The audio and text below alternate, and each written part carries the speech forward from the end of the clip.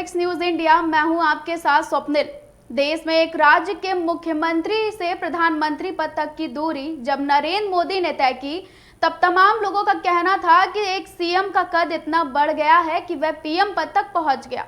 यह बात दीगर है कि पहले मीडिया इस प्रकार निजी जिंदगी के कद की बात कम करता था, लेकिन अब निजी जीवन के ज्यादा तवज्जो मिलने की वजह से उपलब्धि हो या कमी, सभी उजागर करने का काम मीडिया कर रहा है। आइए जानते हैं देश के उन नेताओं के बारे में जिन्होंने किसी राज्य की राजनीति से सफर शुरू किया और देश की केंद्रीय राजनीति तक ही नहीं बल्कि प्रधानमंत्री के पद को भी सुशोभित किया। मोरारजी देसाई भारत के स्वाधीनता सेनानी और स्वतंत्र भारत के चौथे प्रधानमंत्री थे। वो भारत के ऐसे प्रधानमंत्री थे जो भारतीय राष्ट्रीय कांग्रेस के नहीं थे।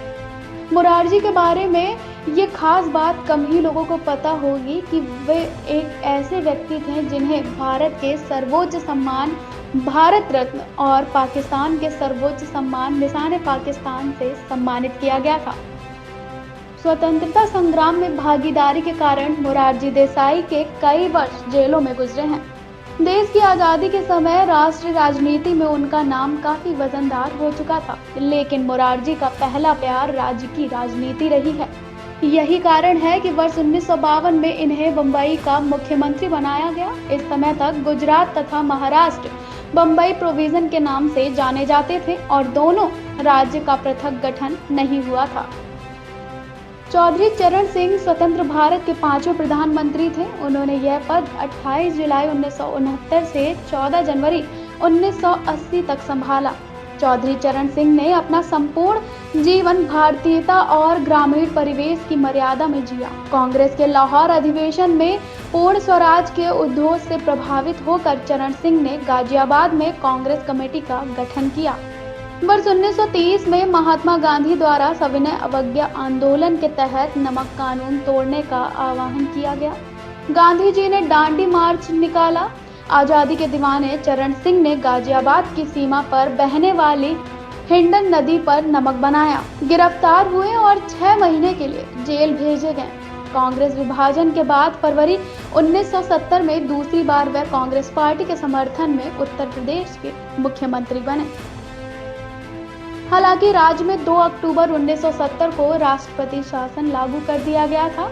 28 जुलाई 1969 को चौधरी चरण सिंह समाजवादी पार्टियों और कांग्रेस के सहयोग से प्रधानमंत्री बने। विश्वनाथ प्रताप सिंह भारत के 7वें नेता थे जो प्रधानमंत्री पद तक पहुंचे और वे भी उत्तर प्रदेश के मुख्यमंत्री रह चुके थे। प्रशासन के सर्वोच्च पद पर उनका काल 1 साल से भी कम रहा। 2 दिसंबर 1989 से 10 नवंबर 1990 तक उन्हें इस पद पर रहकर कार्यभार संभाला।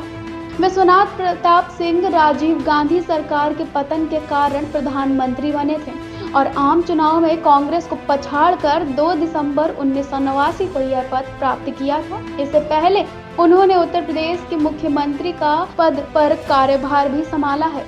मुख्यमंत्री के रूप में उनका कार्यकाल 9 जून 1980 से 28 जून 1982 तक चला था और इसके पश्चात 29 जनवरी 1983 को वह केंद्रीय वाणिज्य मंत्री बना दिए गए थे।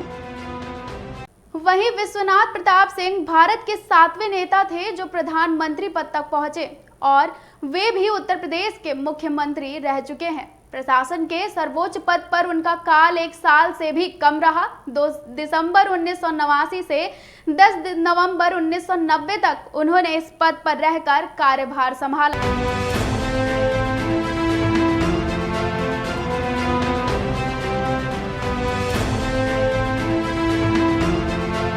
पामुलापति वेंकट नरसिम्हा राव भारत के 9वें प्रधानमंत्री के रूप में जाने जाते हैं।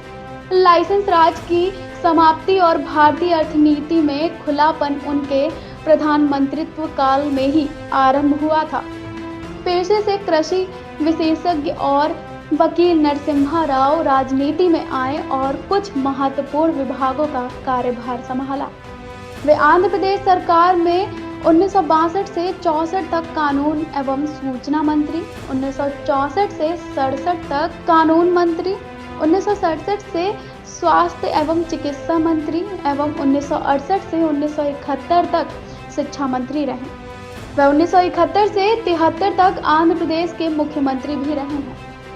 सामाजिक आर्थिक विकास और भारत की समृद्ध सांस्कृतिक विरासत के पुरजोर समर्थक तथा देश के 11वें प्रधानमंत्री एच.डी. देवेगौड़ा का जन्म 18 मई 1933 को कर्नाटक के हासन जिले के हेलोनारसिरपुरा तालुक के हरदनहल्ली गांव में हुआ था। पूर्व पीएम देवेगौड़ा 20 साल की उम्र में अपनी पढ़ाई पूरी करने के बाद राजनीति में आ गए थे और 1953 में वह कांग्रेस पार्टी में शामिल हुए। 1962 तक इसके सदस्य बने रहे। 1964 में वह जनता दल के अध्यक्ष बने। उसी साल राज्य में जनता दल की जीत के सूत्रधार वही थे। वह जनता दल विधायक दल के नेता चुने गए और 11 दिसंबर 1994 को कर्नाटक के 14वें मुख्यमंत्री बने। इसके बाद उन्होंने रामनगर विधानसभा क्षेत्र से चुनाव लड़ा और भारी बहुमत में जीत हासिल की।